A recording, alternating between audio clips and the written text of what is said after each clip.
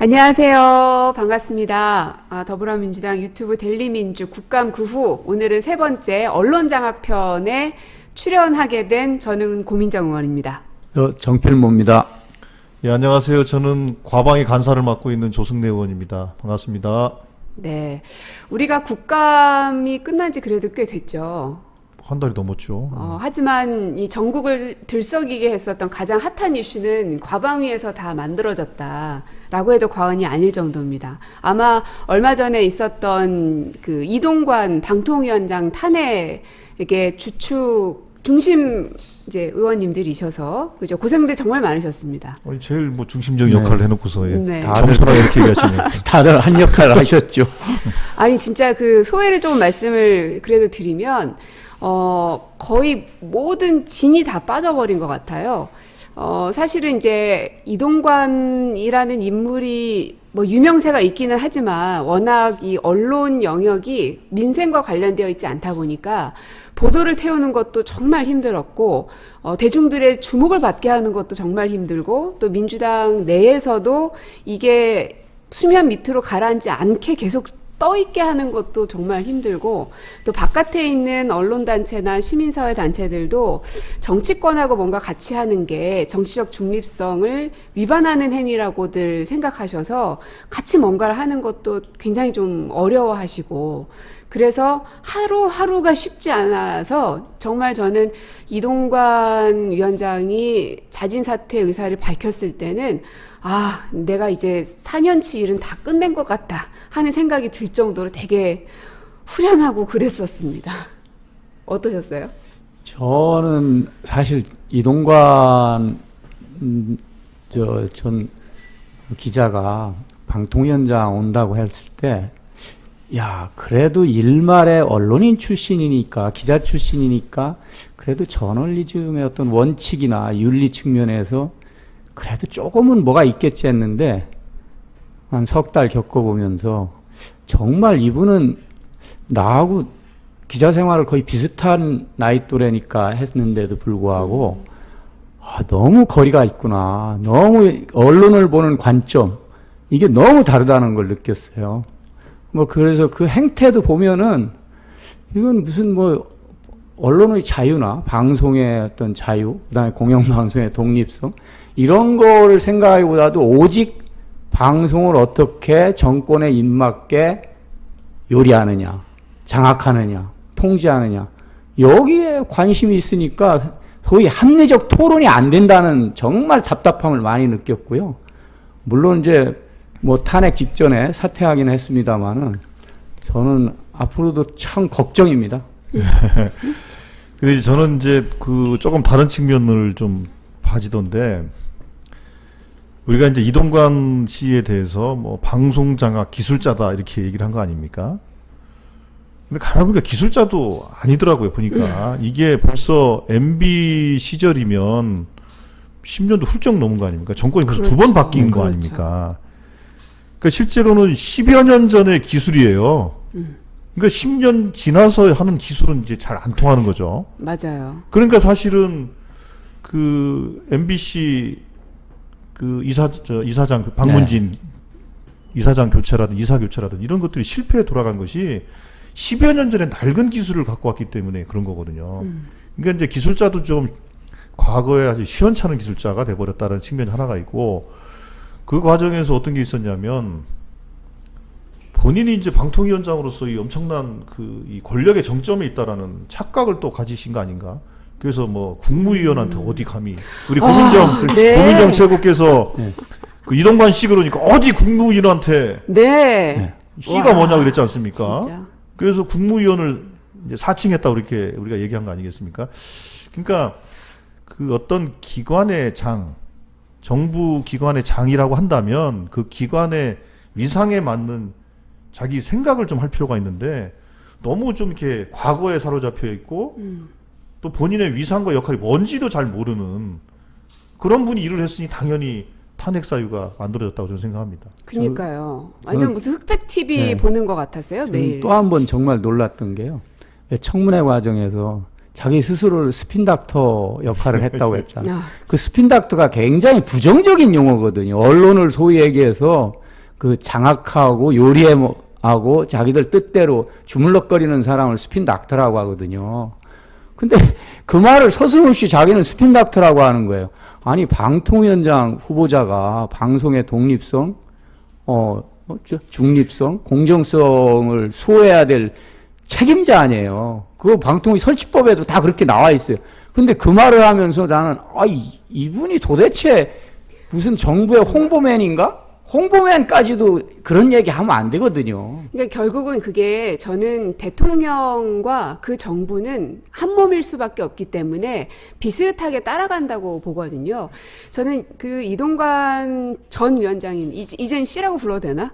근데 이분이 하는 발언의 태도나 이런 것들을 보면 뭐가 생각나냐면 윤석열 대통령 후보 시절에 기차에서 의자에다가 다리 척 얹어놓고 있던 그 장면이 계속 떠올라요.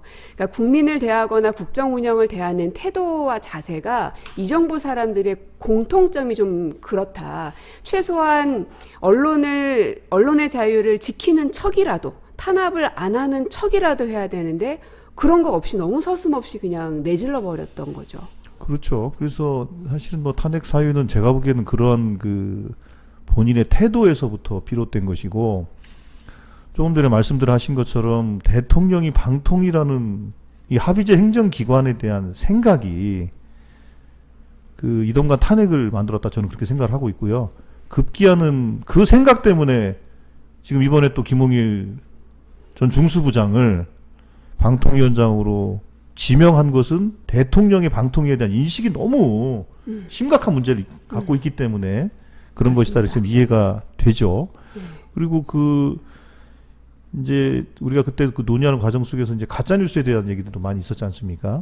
근데 우리도 가짜뉴스에 대해서 누가 그거를 뭐 용인하자고 하는 사람이 누가 있겠어요. 그런데 법적 근거를 만들고 절차와 규정을 지켜가면서 하라고 저희들이 일관되게 주장을 했던 거 아니겠습니까? 근데 이제 그거 관련해서 우리 정필모 선배님이 엄청나게 활약을 하셨는데, 한 말씀 하시면. 저는 이제 가짜뉴스 얘기할 때 정말 그것도 용어 자체도 사실 가짜뉴스라는 용어는 원래 권위주의적이고 독재적인 정권이 소위 얘기해서 자기들을 비판하는 언론을 때려잡으려고 할 때 가짜뉴스라는 일종의 덫을 씌워가지고 하는 용어거든요. 그래서 학교에서는 그 용어 자체를 쓰질 않아요. 학교에서는 허위 정보 내지는 허위 조작 정보라는 얘기를 하는 거죠. 그런데도 그걸 서슴없이 그 얘기를 하면서, 또 하나는 기자 생활을 했다는 분이 아니 무슨 뭐 가짜뉴스를 규정하는 것도 그렇지만 흔히 얘기해서 언론이라는 것은 의혹만 가지고도 보도하게 돼 있잖아요.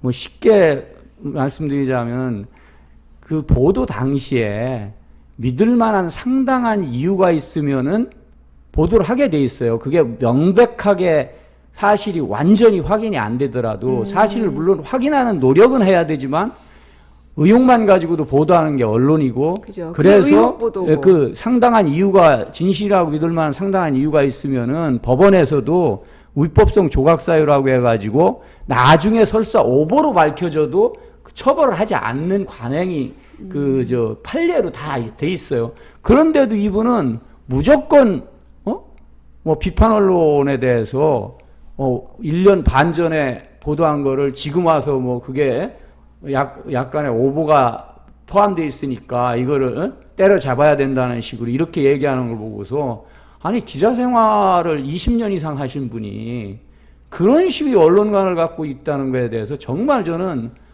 이거는 정말 이 언론에 대해서 정말 왜곡된 시각을 가지고 있고, 그런 시각을 가지고 와서 윤석열 정권의 방송장악 내지는 언론 통제를 하기 위해서 정말 선봉에 섰구나 하는 그런 느낌을 받았어요. 근데 결과적으로 정말 불행하게 끝났고, 또 이런 상황에서 그런 비슷한 사람이 와가지고 이런 행태를 벌인다면은 저는 정권 자체가 우리가 역사적으로 다 경험했듯이 언론을 이렇게 통제하고 방송을 장악하려고 하는 정권, 한 번도 불행하지 않게 끝난 정권이 없어요. 저는 그래서 정말 단언하건대 윤석열 정권에 경고합니다. 이런 식으로 언론을 통제하고 자유를 언론의 자유를 억압하지 말라고요. 그러니까 이게 독단적이기도 한데 무능하기도 한 게 가짜 뉴스에 대한 근거가 없잖아요. 그리고 방심위가 특히 인터넷 뉴스를 심의할 수 있는 근거도 없고, 그래서 방심위 직원들이 다 지금 들고 일어난 거 아닙니까? 그렇죠. 그러니까 뭐 영상을 트는 겁니까? 예, 영상 같이 보실까요? 방심위가 가짜 뉴스, 특히 인터넷 언론에 대해서 심의하는 그 기능 자체가 권한이 있는 것이냐 없는 것이냐의 문제에 대해서 사실은 그 해석의 권한은 방심이나 방통위 같은 행정기관이 갖고 있는 게 아니에요. 그건 엄밀히 얘기하면 국회, 입법자인 국회가 갖고 있는 겁니다. 위반이라니까요. 자, 그래서 법적 근거 없이 센터를 설치한 것, 그리고 보조금 집행법 위반, 이 두 가지 사항에 대해서 방통위원장은 방심위를 정확하게 감독해서 그걸 국회에 보고. 가짜 뉴스냐 아니냐, 허위 정보냐 아니냐를 누가 판단하는 거냐, 최종적으로. 뭐 일단은 그 심의 기관에서 판단할 수 있고 법원이 최종 판단하죠. 최종적으로는 그렇겠습니다만은 왜 방통위가 나서서, 더군다나 방통위가 내용을 언론사의 내용에 대해서 어떤 행위도 할 수 없게 돼 있는데도 불구하고 방통위가 이런 대책팀을 꾸리고 뭐 연말까지 종합 대책까지 내놓으신다며요. 이거 분명히 우연적이고 위법적인 겁니다. 아세요? 그리고 그것을 방통위가 나서면 안 되는 거예요. 아닙니다. 왜 방통위가 그걸 냈습니까? 그거는 저는 너무 행정력의 자, 그러면은 나중에 어쨌든 그게 만약 방통위가 위법적이고 우연적인 행위를 했으면은 다 책임을 지셔야 합니다. 책임지겠습니다. 예. 그런데 마지막까지 본인의 이제 소위 과오라든지 그런 것에 대해서 사과하지 않고 대통령한테만 사과를 하는 것 같더라고요. 그게 참 그렇게 씁쓸하더라고요. 얘기했죠. 국민에 대한 충성 맹세도 아니고, 언론의 자유를 지켜주십시오도 아니고, 오로지 대통령만 보이나 봅니다. 그러니까 대통령을 위해서 물러나겠다. 저는 참 또 한 번 놀라웠던 게 며칠 전에 언론 인터뷰를 했잖아요. 이동관 네네. 전 위원장이. 네. 거기서 자기가 물러나더라도 제2, 제3의 이동관이 나온다. 그러면 이 김홍일 위원장 내정자도 제2의 이동관일 가능성이 매우 높은 거죠. 그리고 난 도대체 무슨 생각으로 그런 얘기를 하는 건지. 근데 저는 이동관 씨가 과연 스스로 잘못을 인정하고 사퇴한 것이냐, 저는 그렇게 보지는 않습니다. 용산에서 시그널이 이제 그만두시라 하고 간 거라고 보고요. 왜냐하면 자진 사퇴를 하기 전, 그러니까 자진 사퇴가 목요일 날 있었는데 수요일 날 YTN과 연합뉴스 TV에 대한 의결이 예정돼 있었고, 그리고 그 전에 월요일, 화요일, 또 일요일 그쯤에는 이동관 씨의 이 YTN 연합뉴스에 대한 승인, 그러니까 최대 주주 승인에 대한 의견에 변함이 없었거든요. 본인이 잘못했다고 전혀 생각하지 않고 있고, 그래서 계속 밀어붙이겠다는 의지를 보이다가 갑작스럽게 자진 사퇴한 것을 보면 결국은 수요일 날 YTN과 연합TV를 용산이 원하던 대로 최대 주주를 변경해주지 못하고 보류 결정이 나버리자 거기에 대한 이 파면을 당한 것인데 그냥 모양 좋게 하려고 자진 사퇴로 만든 게 아닌가. 그러니까 이제 그래서 우리가 이제 그런 상의를 하지 않았습니까? 네. 실제로는 YTN과 연합뉴스 TV 이제 대주주 변경 같은 지분 매각 같은 것들을 진행을 하고 폼나게 정리를 하고 폼나게 사퇴할 것이다라는 예상을 했었지 않습니까? 네. 그래서 우리 고민정 최고께서 우리 이제 원내 지도부와 상의해서 탄핵안을 발의를 일찍 미리 한 거죠. 했습니다. 네. 그러니까 이제 그거를 뭐 예상을 못해서 허를 찔렀다라고 하는 일부 언론 보도는 그건 분명히 잘못된 보도인 거고, 그런 측면에서 보면 YTN 문제와 연합뉴스 TV 문제에 대해서 정확하게 정리를, 그 사람들 관점입니다. 정리를 하고 폼나게 사퇴하는 것인데 제대로 정리를 못해서 우리 말씀하신 것처럼 사실상 경질된 것이다. 이런 데 해석들이 그래서 있는 거죠. 네. 일부에서는 그 YTN하고 연합뉴스에 이제 그 대주주 변경 그 승인을 하는 과정에서 그 심사위원들을 외부인 인사들을 구성했지 않습니까? 이분들이 그 굉장히 그 몸을 사렸다는 거예요. 왜 그러냐면은 TV조선 재승인 과정에서 심의했던 의원들을 이 정권이 들어서면서 전부 다 막 그냥 이것저것 걸어가지고 결국 기소를 했잖아요. 구속도 시키고. 네네. 그러니까 이 심의위원들이 굉장히 위축된 거예요. 자기들도 나중에 이거 잘못했다가는 소위 법의 심판대에 설지 모른다. 맞아요. 그래가지고 이분들이 의견을 상당히 그러니까 승인을 바로 할 수 없게끔 의견을 조건부로 제시하고 부정적인 의견도 내고 해가지고 결국은 이게 제대로 단 한 번에 안 된 거거든요.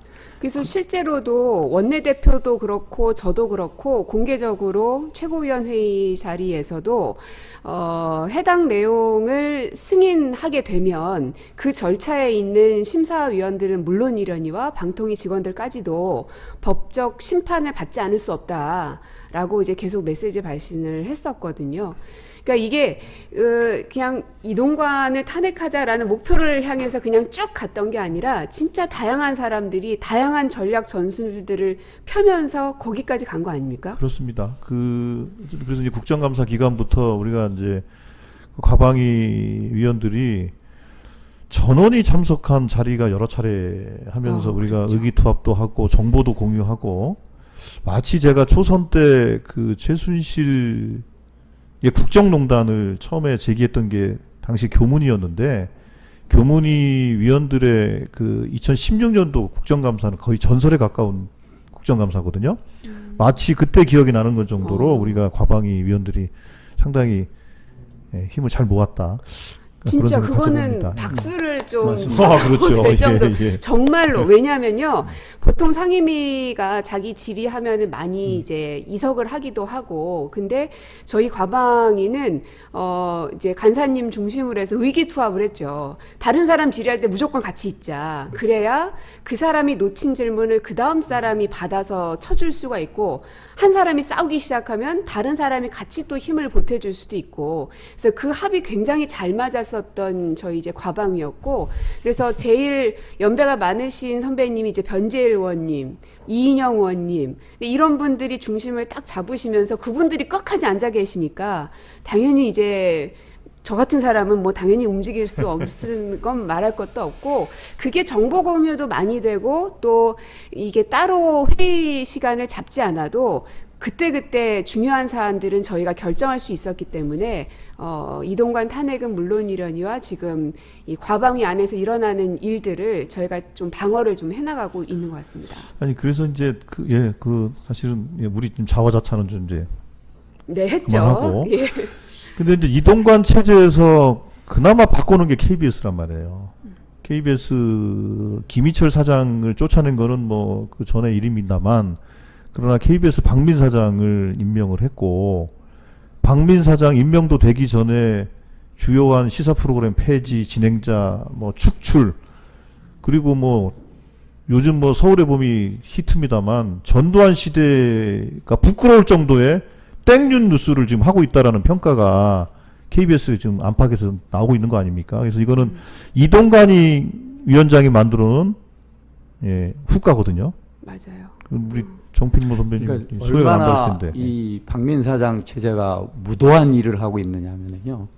전에 그 이명박 정부 초기에도 이제 정현주 사장이 쫓겨나가고 뭐 하면서 프로그램도 바뀌고 앵커들도 바뀌긴 바뀌었어요 그때. 근데 그때 최소 2달 이상을 끌다가 뭐 프로그램도 폐지하고 뭐 앵커도 바꾸고 그랬거든요. 근데 이번에는 사장이 취임하기 전날 이미 프로그램 폐지, 중지, 그 다음에 앵커들을 다 바꾸겠다고 통보를 한 거 아닙니까?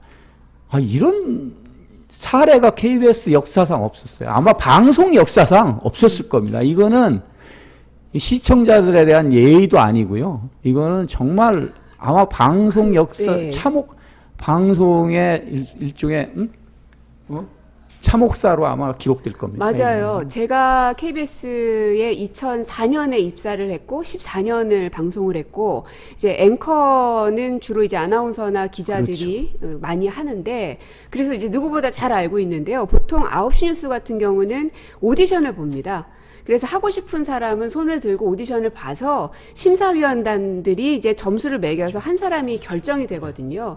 설령 그게 사장이 원하는 사람으로 내리 꽂았는지 안 꽂았는지는 뭐 저희로선 확인할 바는 없지만 어쨌든 형식적 요건이라도 갖춰가면서 이명박 박근혜 정부 시절에도 그렇게 했었거든요. 근데 이번에는 그런 절차가 그냥 싹 다 없어진 채로 했기 때문에 굉장히 폭력적이라는 겁니다. 이거는 사실은요, KBS 자체적으로 가지고 있는 소위 편성위원회 제도라든지 편성 규약도 다 위반한 거지만 그 이전에 이거는 방송법 4조에 나와 있는 편성의 자유를 명백하게 위반한 거거든요. 만약 사장이 이런 인사와 또 그 프로그램 페이지에 개입했다면은 이건 사장이 반드시 방송법 4조에 의해서 처벌받아야 됩니다. 물론 예. 편성 규약이나 편성위원회 제도도 위반한 거지만 그래서 제가 알기로는 KBS 내부 일부에서 아마 고발 고소를 한 거로 알고 네, 있거든요. 네. 이건 반드시 저는 법적 책임을 물어야 된다고 생각합니다. 그러니까 실제로 박민 KBS 사장 이제 인사청문회 할 때도 우리가 그 같이 지켜봤습니다만 이제 문화일보 기자 뭐 논설위원 편집국장인가 하던 시절에 썼던 칼럼 같은 것들에 대한 이 정치적 편향성이 너무 심각하다. 그거에 대해 우리가 문제 제기를 했었고 그리고 KBS 보도 내용에 대한 평가를 물어봤더니 뭐 엄청나게 불공정한 보도가 되고 있는 것처럼 얘기를 하면서 그렇게 이제 답변을 하지 않았습니까? 근데 결국에는 사장으로 가서 실제로는 무슨 뭐 불공정을 바로잡는 게 아니라 엄청나게 불공정한 방송을 만들어 버려서 KBS 내부 구성원들도 그렇고 시청자들도 그렇고 뉴스를 더 이상 볼 수가 있겠는가? 이런 사실은 막 의구심까지 얘기하고 있는 거거든요. 마침 저희들이 12월 18일 날 KBS도 국회 결산을 받게 돼 있는데 18일 날 이제 결산을 하기로 돼 있습니다. 그래서 박민 사장의 그렇게 되면 한 달 정도 되는 거 아닙니까? 그렇죠. 한 달에 대해서 한번 거기서 또 꼼꼼히 또 한번 또 결산을 좀 해볼 생각입니다. 사실 이 언론 탄압 사례들은 이제 저희는 이제 과방위 위원들이기 때문에 그 뭐 이사진들이라든지 뭐 위원회에 있는 사람들의 여러 만행들을 저희가 세심하게 다 보고는 있지만 국민들이 체감하기는 좀 어렵거든요.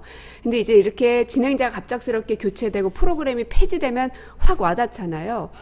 최근에는 JTBC에서 그 김건희 여사 명품백 관련한 영상을 이제 보도를 했는데 그걸 가지고 방심위가 신속심의에 들어갈 것처럼 기사를 흘렸습니다. 실제로 제가 확인해 보니까 신속심의로 올라가 있지는 않은 상황이에요. 그래서 저는 이거 어떻게 해석하냐면 겁을 주고 있구나. 왜냐하면 신속심의로 올라가게 되면 그건 또 바로 저희가 조치를 취할 거기 때문에 이제 그건 못하고 있는 것 같고.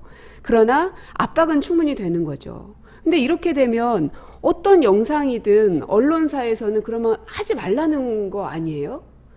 그러니까 그 JTBC 보도 내용을 보면은요, 그게 그냥 단순히 그냥 인용 보도한 게 아니고 거기에 그 내용 자체도 있지만 그 취재 과정의 어떤 윤리성 문제까지도 다 짚었어요. 소위 얘기해서 언론 그 보도를 한 원래 그 언론사가 제대로 했느냐, 취재를 제대로 했고 또 그게 이제 일종의 뭐 함정 함정 취재 그런 윤리 문제까지도 다 짚었어요.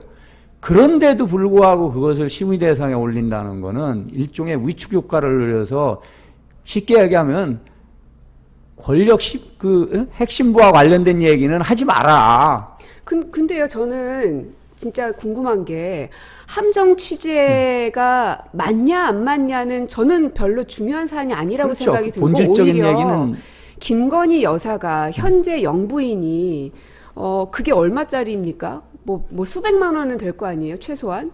수백만 원짜리 명품백을 받았다는 것 자체가 저는 굉장히 놀라운 일이라고 생각을 하고, 만약에 문재인 정부 시절에 김정숙 여사에게 단 100만 원짜리 백이라도 누군가가 준 게 영상으로 확보가 됐다. 아마 난리 났을걸요? 난리 났죠. 당장 특검하자고 그랬죠. 아, 그럼요.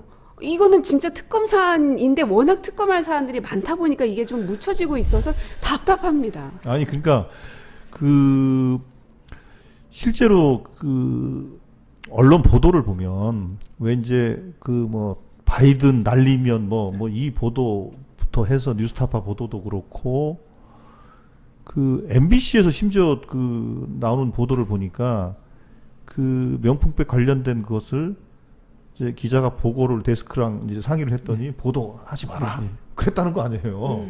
그렇잖아요. 그러니까 그런 그 위축 효과라는 것이 있는 거죠. 위축 효과가 생기면 그 권력에 대해서 비판을 할 수가 없게 되고 자기 검열을 할 수밖에 없는 거죠. 그러니까 이게 공포 분위기를 만드는 거거든요.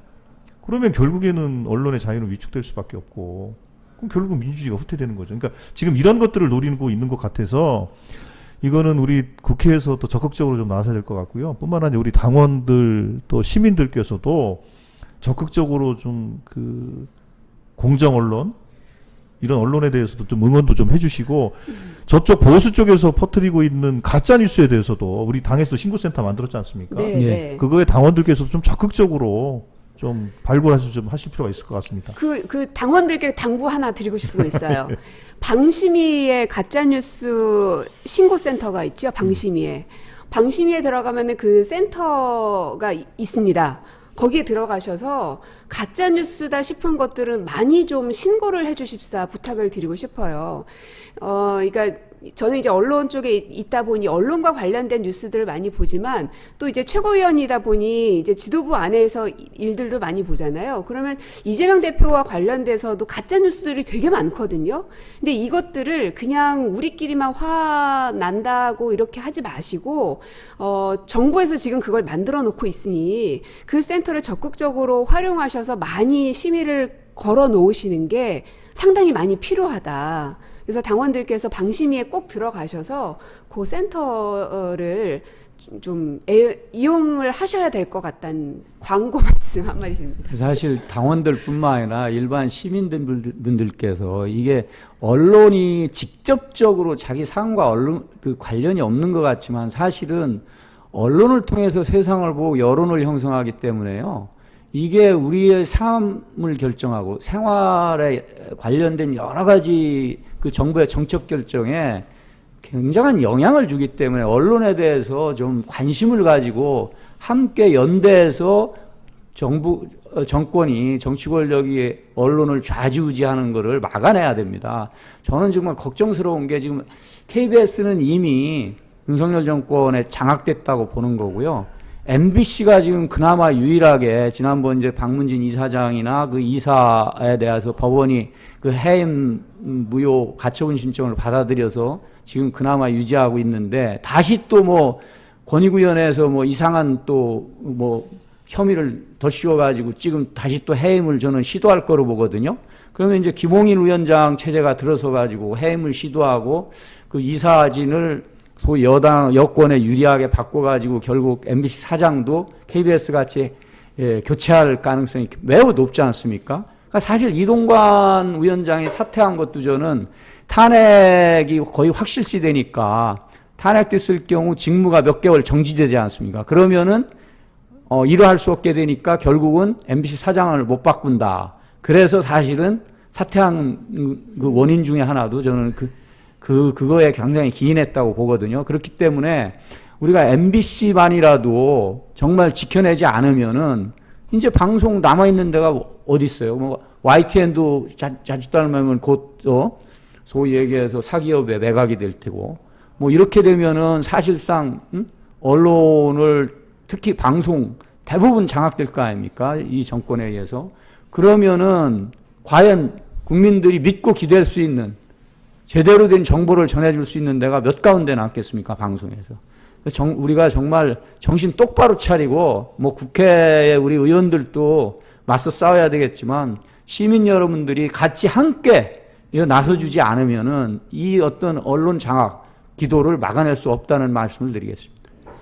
예, 그리고 이제 한 말씀을 더 드리면 지금 이제 뭐 방송 문제 주로 이제 말씀을 드리고 있습니다만 이제 네이버나 이제 다음 같은 포털에 대해서도 실제로 국민의힘에서는 일관되게 포털을 공격해 왔고 정권을 장악한 이후에 포털에 대한 직간접적 압력을 많이 행사했습니다. 실제로 포털이라는 것은 우리가 포털을 통해서 언론을 접하기 때문에 포털이 어떤 창으로 배열되느냐가 매우 중요한 거 아니겠습니까? 그런 면에서 보면 우리가 그 다음번 저는 주제로 그래서 이 포털 문제에 대해서 좀 주의 깊게 좀 접근할 필요성이 있다고 좀 생각을 해서 관련된 것들을 좀 해보려고 하는데요. 이 부분에 대해서도 우리가 결국에는 내년 선거도 그렇고 민주주의 공론장이라는 것들이 어떻게 좀 건강해야 할 것인가에 대해서 우리는 좀 더 주의 깊게 좀 봐야 될 필요성이 있는 것 같아서 하여튼 그쪽으로도 우리가 좀 고민을 좀 해야 될 것 같습니다. 최근에 왜 다음 카카오에서 이제 그 뉴스 홈페이지 딱 들어가면은 콘텐츠 제휴사슬만 보이게 만들어 놨잖아요. 물론 이제 전체를 선택하면 검색 제휴사까지 다 보이는데 어제 우리 저 과방위 전체회의에서 그 여당의 그 박성준 간사가 그 얘기를 했잖아요. 1,100여 개의 검색 제휴사 중에서 자기들한테 우호적인 곳은 한 3분의 1밖에 안 된다. 저는 그 얘기를 듣고서 이 사람들이 얼마나 다음 카카오를 쪼았으면은 다음 카카오가 스스로 알아서 했던 압력에 의해서 했던 뭔가 굴복을 했구나. 이런 식으로 저 소위 얘기해서 다양한 그 검색 제휴사들을 처음에 보여주지 않고 콘텐츠 제휴사들을 위주로 보여주는 거는 거기에 소위 얘기해서 주류 언론들, 특히 보수적인 매체들이 많이 들어가 있잖아요. 저는 굉장히 그런 부분에서 이 뭔가 압력에 굴복했지 않느냐는 의구심을 지울 수가 없습니다. 그러니까 상황을 보는 이 편향성이 특히 이제 과방위 안에 있다 보니 박성중 의원님이 그게 굉장히 강하시다는 걸 느꼈던 게 이현주 국민의힘 전 의원님을 야당 측 인사라고 카운팅을 하셔서 제가 진짜 깜짝 놀랐었거든요. 그것도 공개적인 상임위 자리에서 그 얘기 하셨잖아요. 이게 이제 사실 예전 MB 시절에 보자고요. 그때 그 길을 쓰고 이제 종편을 만들었지 않습니까? 그렇죠. TV조선, 채널A, JTBC. 근데 결국 박근혜를 탄핵하게 된 도화선을 당긴 거는 JTBC와 TV조선이에요. 그렇죠. 네. 그러니까 방송을 장악하려고 하면 그 장악하려는 순간 처음엔 장악이 되는지 모르겠지만 그게 나중엔 다 자기 무덤을 파게 됩니다. 특히나 지금은 우리가 KBS, MBC 같은 방송사를 얘기하고 있습니다만 매체도 엄청나게 다양해졌고 해서 과거와 같은 그런 엄청난 영향력을 행사하지도 못해요. 그러니까 시끄럽기만 하고. 그렇죠. 그럼 도대체 정권이 왜 방송 장악을 하려고 할까? 언론 장악을 하려고 할까? 포털을 장악하려고 할까? 상식이 있는 시민들이라면 생각을 하게 되고, 그럼 그 다음부터는 그 모든 보도에 대해서 한 번 더 의심하면서 볼 수밖에 없지 않겠습니까? 근데 지금 이미 이제 그런 분위기가 만들어진 거죠. 그러니까 잘 말씀하신 게 저는 윤석열 정권의 언론관을 보면서 특히 그 주요 인사들의 언론관을, 그다음에 국힘도 마찬가지고요. 아직도 어떤 80년대, 90년대 초의 언론관에 머물러 있는 거 아닌가. 그러니까 공영방송 한두 개 장악하면은 마치 자기들이 여론을 주도할 수 있는 것처럼 그러게요. 엄청난 착각을 하고 있다고 생각을 해요. 네, 언론을 장악하고자 하는 대통령의 강한 의지는 이번에 방송법을 거부한 것만 보더라도 사실은 정치권으로부터 이제 언론사들은 좀 띄어놓자. 그래서 민주당도 그 모든 권한을 포기한 게 사실은 방송 3법이었잖아요. 근데 그것을 단칼에 거부한 걸 보면 장악하겠다는 의지는 상당한 것 같다입니다. 그래서 왜 네. 우리 과방위 회의할 때 이제 이동관 위원장한테 지금 하는 방송 장악 시도라는 것이 마치 신금부의 방송 장악 사모씨를 보는 것 같다. 그렇게 제가 얘기를 했더니 전두환 이 집권하면서 그 국보위 시절부터 소위 쓰리어라는 분들을 통해서 방송 통폐합하고 막 장악해 나간 거 아닙니까? 그 얘기를 했더니 어디 쓰리어랑 자기를 비교하냐고 막. 그분들을 부러워하시는 거예요? 거기 아직 못 미친다 자기는? 그런 건 아니고 이제 하여튼 아주 발끈하시더라고요. 네. 그러니까 자존심이 좀 상하신 것 같네. 왜냐하면 자기는 기술자로서는 아직 부족하다는 얘기를 늘상 하셨던 걸 보면.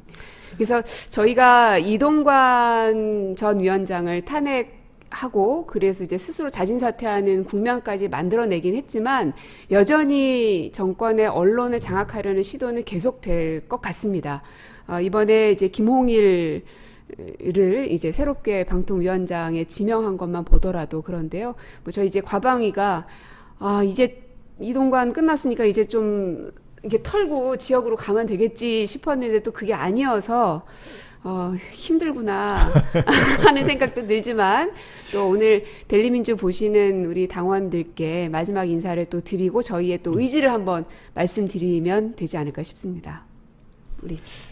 저는 뭐 아까도 한번 제가 얼핏 말씀을 드렸습니다마는 그 언론을 장악하려고 하고 방송을 통제하려고 했던 역대 어떤 정권도 불행하게 끝나지 않은 그런 정권이 없습니다. 역사적 교훈입니다. 그러니까 지금이라도 그런 생각 버리시고 제대로 방송의 자유, 언론의 자유, 뭐 윤석열 대통령 뭐 입만 열면 자유를 내치지 않습니까?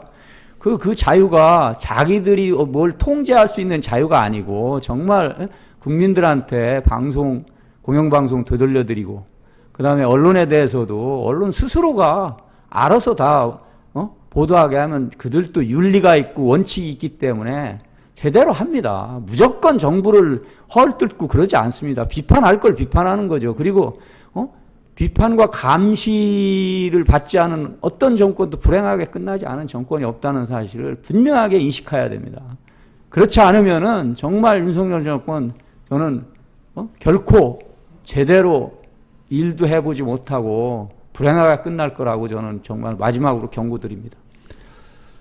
예, 아까도 말씀드린 것처럼 우리가 이제 12월 18일 날 KBS 결산을 하게 됩니다. 그럼 그 결산 과정에서 그동안 KBS의 이러저러한 뭐 이사장 교체 과정, 사장 교체 과정뿐만 아니라 박민 사장이 새로 취임해서 벌어졌던 여러 가지 행태들에 대해서 꼼꼼히 좀 따지면서 어쨌든 저희들 문제 제기를 할 것이고요.